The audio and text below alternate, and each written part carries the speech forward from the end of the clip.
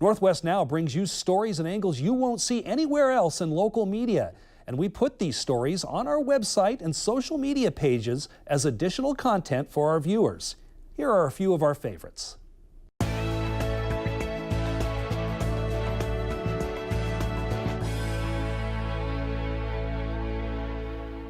Thanks for joining us for this special edition of Northwest Now Digital First. I'm Chris Anderson, Associate Producer of Northwest Now.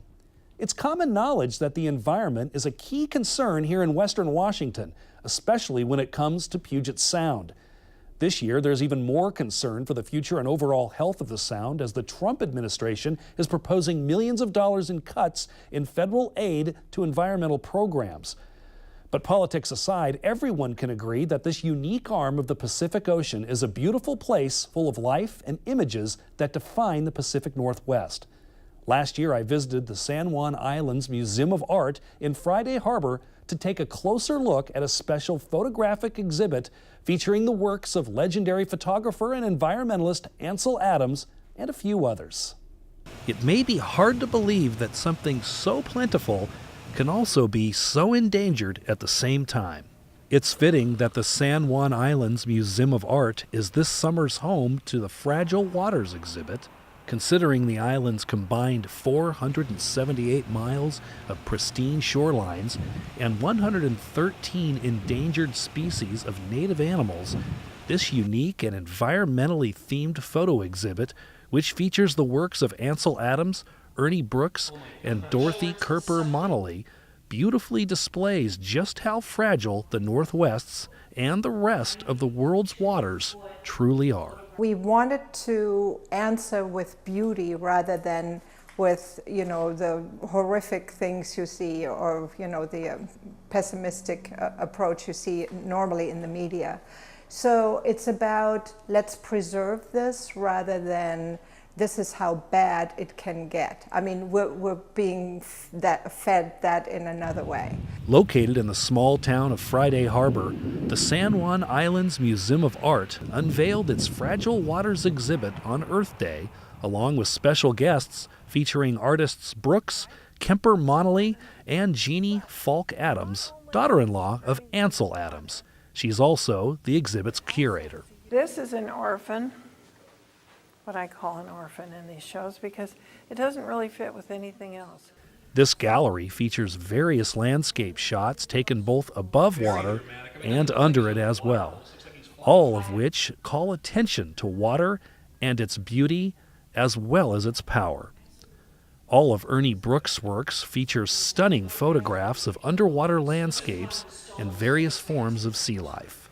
The sea lions, and stopped right in front of me, and were imitating what I was doing underwater, breathing with my tanks. While the Fragile Waters Gallery will only be on display through Labor Day weekend, the San Juan Museum of Art hopes these photographs inspire and engage those who want to see it for a lifetime. I think I'd like them to leave with a profound sense of beauty of our natural world, heightened awareness of how fragile it is and man's role in preserving that. I'd like them to leave with a sense of wonder and discovery. This breathtaking photo exhibit is back at the San Juan Islands Museum of Art, and it'll remain on display through August 6th, 2017. Another aspect that has a huge impact on our region is the United States military. With bases like JBLM, Naval Base Kitsap, and Whidbey Island Naval Air Station, the military has a huge presence here in Western Washington and an equally large effect on our local economy. But outside of the obvious, military forces are also being used for education and to help steer the lives of at-risk youth in the proper direction with everything from their education to the way they live their lives. Last summer, I visited the Washington Youth Academy, which is run by our state's National Guard. I found that this unique program is becoming an overwhelming success in the lives of hundreds of troubled youth every year. Sometimes a second chance is all that's needed for many youth who are at risk of becoming high school dropouts or even going to jail. The Washington Youth Academy is giving those young people just that, a second chance and a push in the direction of having fulfilling and successful lives. The Academy is located in Bremerton, and it accepts hundreds of at-risk youth from all over the state for 6 months, 2 times a year. A lot of people would never suspect that defense would be in the job of helping make citizens. And when you think about it, it makes perfect sense, because across the country, you've got upwards of a third of kids dropping out of school. Larry Pierce is the Academy's director. He says the key to success is instilling responsibility into the program's cadets. Our job really is to take these young men and women and help mold them into productive citizens. And so, the cornerstones of being a productive citizen have to do with being a responsible adult, a responsible citizen, but also a person of integrity. 160 candidates are taking part in this fall's event.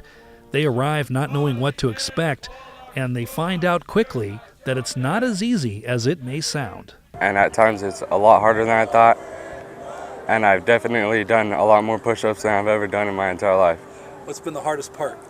Probably the push-ups. Ready, front!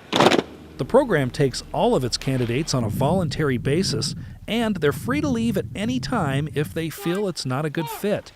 The Academy lasts for 22 weeks, during which youth can recover up to 8 school credits toward graduation. But the Academy offers more than just in and out of the classroom discipline. It also includes community service, leadership mentoring, and personal development. When you have to adjust to a new environment, you kind of like looking around and like you see a lot of strangers, but when you come together as one, we had this thing called TBEX, team building exercises, and we went to Camp Parsons. It was a while away from the Academy, like an hour and a half, and that was where we actually came together as a family and had to work together as a platoon to become one and go through multiple exercises, do activities, relay race, and all that stuff. And I really thought that it was really enjoyable. Former candidates say the WYA not only saved their academic futures, but it also pointed them in directions in life that they never considered going before they took part in the program. The Washington Youth Academy really instilled confidence in me, and it boosted my self-esteem, and it really just mapped out everything that I wanted to do in life. I thought I knew what I wanted, and it really just gave me the tools to actually get there. Parents also notice the across-the-board improvements with their children as they go through the Academy. Tammy Neese is on the board of directors for the WYA, and she's also the mother of a former cadet who went through the program back in 2013. They come without hope. They have failed in many places for many people. And when they arrive, they don't have that confidence in themselves. They just don't have it yet. Or they have used belligerence and defiance as a way to cope with fear or failure. And it changes their outcome, it changes their outlook almost immediately, because the positive reinforcement here, the entire focus being what you can do, how powerful you can be, how you can control your own choices, is something they lost track of somewhere. March! Live! Live! Live! The Washington Youth Academy is a division of the Washington National Guard Youth Challenge Program, which was established back in 2009. The Academy graduates 2 groups of cadets a year, and along with discipline, teamwork, and education, this program is leaving many of its graduates with a never-before-found sense of pride and accomplishment. I feel great. I feel accomplished, and like I finally done something to make me really feel proud and my family proud, and it just makes me feel good. It was very impactful because when we came in on day 0, we never really thought that it would come this quickly, but now that we're here, it feels great, but the new challenge has started, and that's going out and getting jobs and going back to school. For more information about the Washington Youth Academy, you can visit mil.wa.gov/Youth Academy. While on the subject of military, many active soldiers and veterans are suffering from PTSD at an alarming rate.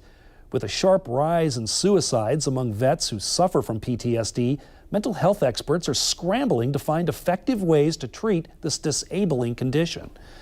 One traveling program visited Joint Lewis Base McChord last year, and it focuses on individual stories that each soldier has of their military service. I Was There is a program that allows active duty and veteran soldiers to share their experiences through the lens of a video camera. Therapy can come in many forms, but for some active duty soldiers and veterans at Joint Base Lewis McChord, it's coming in form of video production. A program designed for active duty and military veterans called I Was There made a stop this month at JBLM. The program was founded by Benjamin Patton, grandson of legendary World War II General George S. Patton, who used his background in psychology to help active and former members of the military deal with issues ranging from TBIs to post-traumatic stress by producing short movies about their experiences and emotions while serving in the military. What if? Yeah, I mean, that's the togetherness aspect. There's also the, like, he gets up to his chain. These free collaborative filmmaking workshops are held at military installations throughout the U.S., and program participants say it allows them to make sense of traumatic service experiences. Most of it was the experience, like other ways to display like resilience in the military and ways to kind of cope with some of the things that you've done during your military service. The project being produced at JBLM is demonstrating the journey and sometimes uphill challenges that soldiers face from the time he or she enlists in the armed forces to the time they reach veteran status. Edward Marson is a veteran who served 33 months in the Vietnam War. He says the workshop allows soldiers and veterans to get in touch with their thoughts and feelings, and at the same time, helping them to be more open to sharing what they've gone through. We have a tendency to isolate. We have a tendency to take everything internally. And when you get in a group of like-minded people or like-associated people and you listen to them talk, it keys different things in your mind, and it causes you to, if nothing else, to at least think about it. And then if you manage to make the leap into actually making a video about one of your issues or one of your problems, and one of the things that you think about most often, you're more likely to engage in that. You're more likely to actually entertain the idea and then become a part of it. And as soon as you become a part of it, you're no longer alone. It's not just you anymore. You're not isolated and separated. You're part of a larger group. While this video project focused on the process of joining and going through military service, it also was designed to display the resilience that soldiers develop while serving their country. It's supposed to symbolize resiliency throughout the career of an individual soldier in the Army. Kind of how you come in with some tools but not many, and some values but not all, and towards the end of your career you have a lot more skills and abilities and you're more resilient. I Was There organizers say participants in this program report a nearly 20% reduction in their post-traumatic stress symptoms as a result of taking part in this workshop. I think you got it. All right. While I Was There is helping today's American heroes deal with their experiences while serving their country, there's another group of military heroes who are being honored in Tacoma's Hilltop neighborhood. Many of us have heard of the Buffalo Soldiers, but most people still don't know the true story and historic sacrifices this all-African-American regiment made for the country that they loved. I recently visited Tacoma's Buffalo Soldier Museum, and I learned that this group wasn't only involved in military operations, but they also played a key role in helping develop the country and the freedoms that we have today.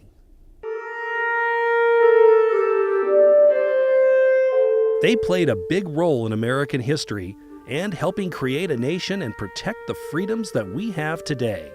But there's not much known about them or the incredible sacrifices they made for the country that they loved. The Buffalo Soldiers were originally members of the U.S. Army 10th Cavalry Regiment, which formed in 1866.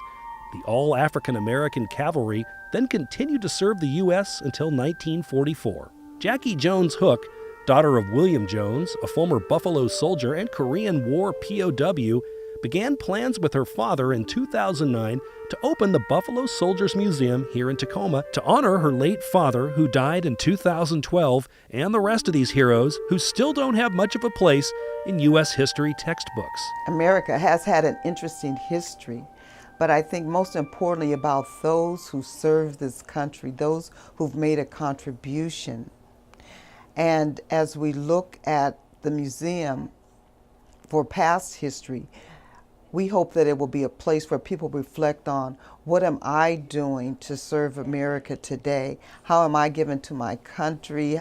How am I giving to the community? How am I helping those who need help, who are hopeless, and certainly learning about the struggles from the past.